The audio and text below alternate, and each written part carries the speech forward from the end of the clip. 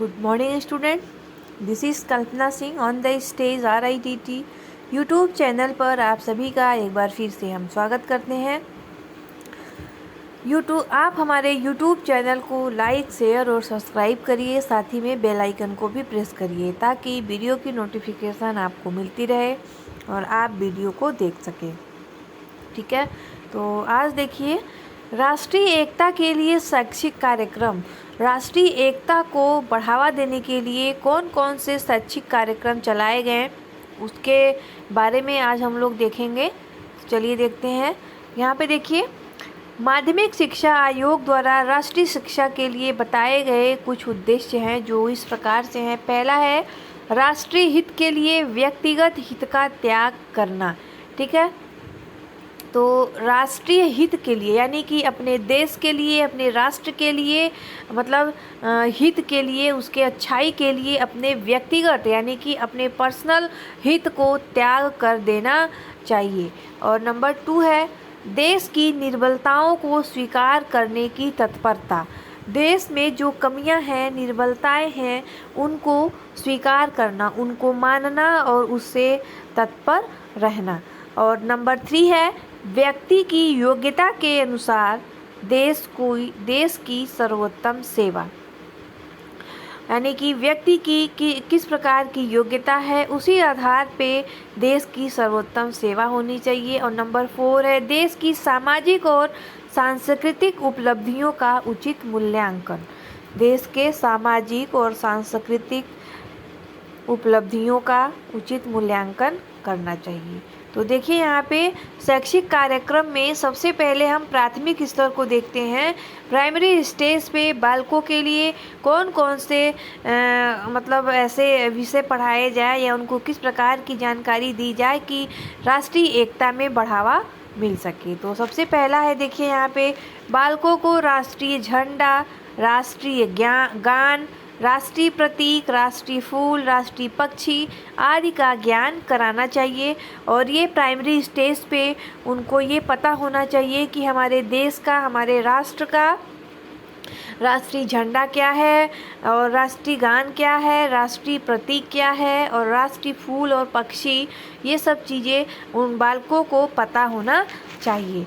ये कहाँ पे है? ये प्राइमरी स्टेज पे है, प्राथमिक स्तर पे। ठीक है, और दूसरा देखिए बालकों को राष्ट्रीय पर्वों की जानकारी कराना चाहिए।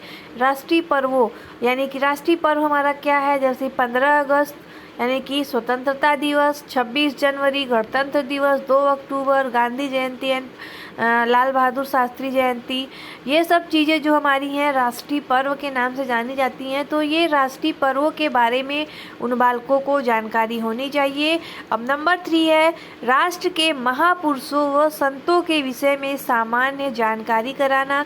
राष्ट्र के महापुरुषों, राष्ट्र में कौन कौन से ऐसे महापुरुष हैं जो देश के लिए बहुत अच्छे अच्छे काम किए हैं, जैसे कि स्वामी विवेकानंद हो गए और ये महात्मा गांधी हो गए, अरविंद घोष हो गए, रविंद्रनाथ टैगोर हो गए।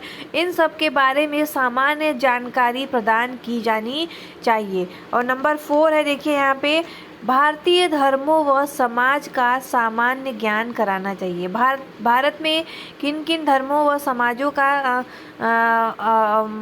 मानना है, मतलब मान्य है यानी कि माना जाता है, उसके बारे में भी सामान्य जानकारी बालकों को देनी चाहिए या करानी चाहिए।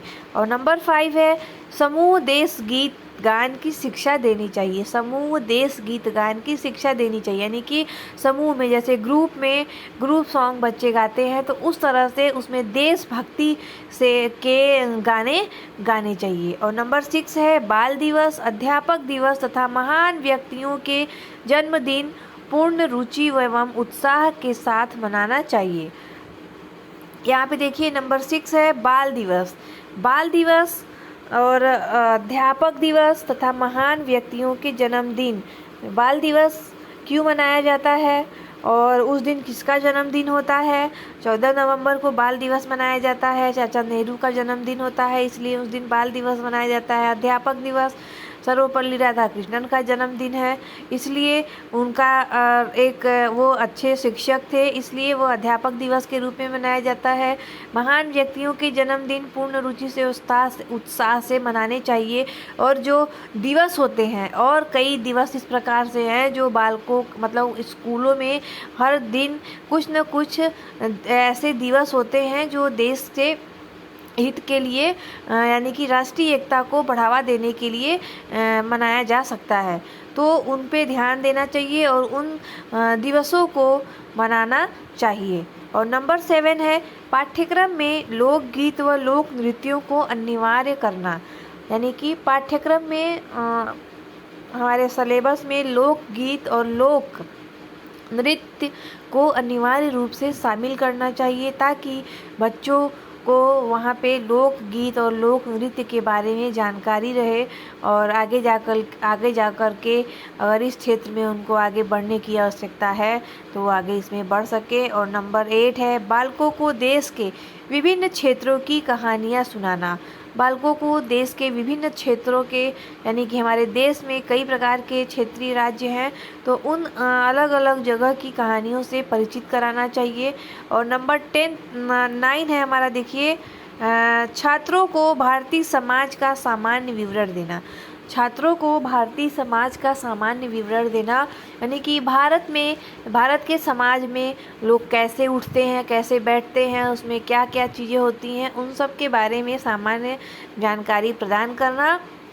और छात्रों को मानवीय भूगोल का सामान्य अध्ययन कराना। मानवीय भूगोल का सामान्य अध्ययन कराना। ठीक है, अब अगला हम देखेंगे माध्यमिक स्तर पर। ये तो था हमारा प्राथमिक स्तर पे यानी कि प्राइमरी स्टेज पे। अब दूसरा हम देखते हैं माध्यमिक स्तर पे, सेकेंडरी स्टेज। ठीक है, तो यहाँ पे देखिए छात्रों को देश के सामाजिक व सांस्कृतिक इतिहास का ज्ञान कराना चाहिए।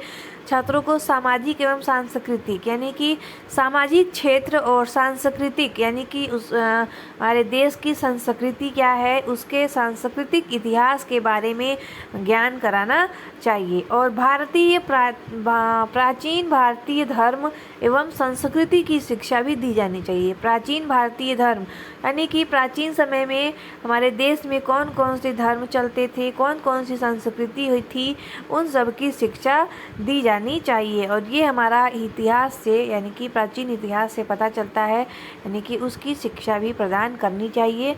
और नंबर 3 है, देखिए छात्रों को प्रांतीय भाषाओं व संस्कृतियों से परिचित कराना। प्रांतीय भाषाओं यानी कि हर एक प्रांत का कौन कौन सा मतलब वहाँ की क्षेत्रीय भाषा क्या है और वहाँ की संस्कृतियाँ क्या है, उससे परिचित कराना चाहिए। अब अगला है हमारा नंबर 4, भारत के आर्थिक विकास की जानकारी कराना। भारत के आर्थिक विकास यानी कि जो हमारा देश है उसमें आर्थिक विकास किस दर तक या कितना हुआ है, उसके बारे में भी जानकारी प्रदान करना चाहिए माध्यमिक स्तर के छात्रों को। अब नंबर 5 है, देखिए राष्ट्रीय चेतना के विकास को प्रेरित करना। ठीक है, और नंबर 6 है देशभक्तों व महापुरुषों की जीवनी से परिचित कराना।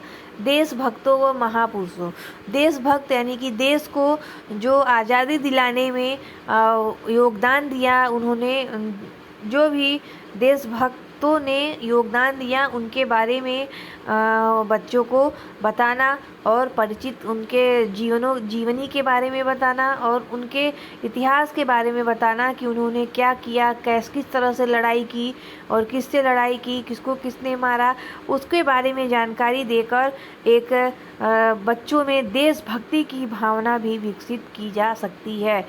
और महापुरुषों की जीवनियों से भी परिचित कराना चाहिए ताकि आगे जाकर के वो अगर किसी ने पूछा तो वो बता सके। अब आगे देखिए नंबर 7 है राष्ट्रीय भाषा का ज्ञान कराना। ठीक है, तो देखिए यहाँ पे राष्ट्रीय भाषा, हमारे देश की राष्ट्रीय भाषा क्या है और उसकी लिपि क्या है, उसके बारे में भी बच्चों को जानकारी होनी चाहिए। अब आगे देखिए नंबर 8 है राष्ट्रीय व भावात्मक एकता की महत्ता का ज्ञान कराना। राष्ट्रीय एकता व भावात्मक एकता की महत्ता का ज्ञान कराना। नंबर 9 है विद्यालयों में राष्ट्रीय एकता पर नेताओं के अभिभाषण कराना एवं इसी विषय पर वाद विवाद सेमिनार आदि आयोजित करना। विद्यालयों में राष्ट्रीय एकता पर किसी न किसी नेता से या किसी अच्छे इंसान से उसमें भाषण करवाना चाहिए और इसी विषय पे राष्ट्रीय एकता पर वाद विवाद और सेमिनार भी आयोजित करना चाहिए ताकि बच्चे राष्ट्रीय एकता के बारे में अच्छे से समझ सकें। ठीक है, तो अब हम देखेंगे तीसरा पॉइंट हमारा है, हमने प्राथमिक स्तर पर देखा, माध्यमिक स्तर पर देखा, अब हम देख रहे हैं विश्वविद्यालय स्तर पर, यूनिवर्सिटी स्टेज। ठीक है, तो छात्रों को विभिन्न धर्मों, संस्कृतियों एवं भाषाओं का तुलनात्मक अध्ययन करने के अवसर प्रदान करना चाहिए। तुलनात्मक अध्ययन से तात्पर्य है कि जैसे हमारे देश में विभिन्न प्रकार के धर्म एवं संस्कृतियां हैं, तो उनके तुलनात्मक अध्ययन से उनको ये पता चलेगा कि कौन सी धर्म अच्छी, मतलब कौन सा अच्छा है, कौन सा मतलब बुरा है, हमें कौन सा अपनाना चाहिए। अब नंबर 2 है युवा उत्सवों को आयोजन करना।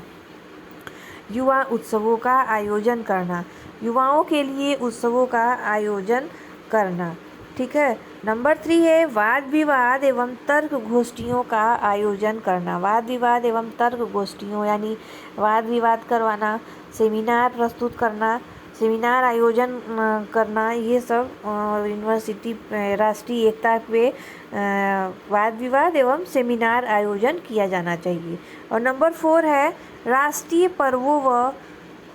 पर्वों में सक्रिय भागीदारी, यानी कि विभिन्न जो राष्ट्रीय पर्व हैं उसमें सक्रिय रूप से बालकों को या बालिकाओं को भाग लेना चाहिए ताकि वह अच्छे से उसको समझ सकें। अब देखिए नंबर 5 है धर्मनिरपेक्ष राजनीति। धर्मनिरपेक्ष राजनीति, यहाँ की जो राजनीति होनी चाहिए, आज हमारे देश की राजनीति होनी चाहिए वो धर्मनिरपेक्ष होनी चाहिए, धर्म से कोई लेना देना नहीं होना चाहिए। नंबर 6 है अंतर प्रांतीय खेल कूद प्रतियोगिताओं का आयोजन करना, यानी कि अंतर प्रांतीय मतलब हमारे प्रांत में जो खेल कूद प्रतियोगिताओं का आयोजन होता है उससे इसका तात्पर्य है। नंबर 7 है धनी व निर्धन वर्ग के मध्य की खाई को समाप्त करना, यानी कि धनी वर्ग यानी कि जो एक अमीर आदमी है और एक जो गरीब आदमी है उसके बीच जो डिफरेंस है उसको हमको समाप्त करना चाहिए और इस तभी हमारा देश राष्ट्रीय एकता की ओर आगे बढ़ सकता है। और नंबर 8 है सामाजिक कार्यों में बढ़ चढ़कर हिस्सा लेना। सामाजिक कार्यों में बढ़ चढ़कर हिस्सा लेना, यानी कि जो भी सामाजिक कार्य हो रहे हैं हमारे देश में उनमें युवाओं को बढ़ चढ़कर के हिस्सा लेना चाहिए।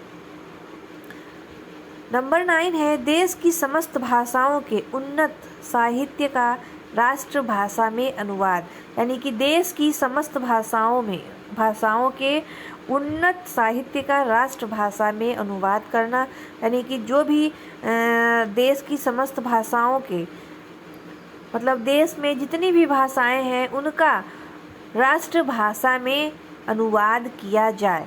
ठीक है, और नंबर 10 है सद्भावना व संस्कृति की शिक्षा दी जानी चाहिए। तो आगे देखिए यहाँ पे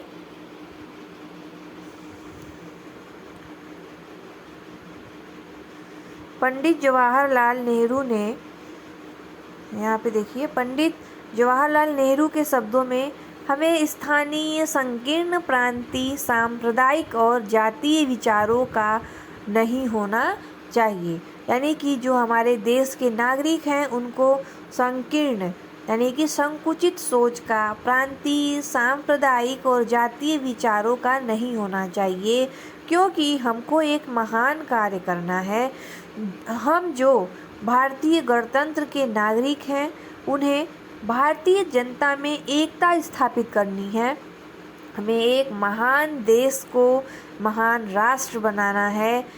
शब्द के साधारण अर्थ में महान नहीं वरन विचार में महान, कार्य में महान, संस्कृति में महान और मानव जाति की शांति से सेवा करने में महान होना चाहिए। ठीक है, तो ये किसका कहना था? पंडित जवाहरलाल नेहरू जी का कहना था। अब हम आगे का हम कल के वीडियो में देखेंगे। धन्यवाद।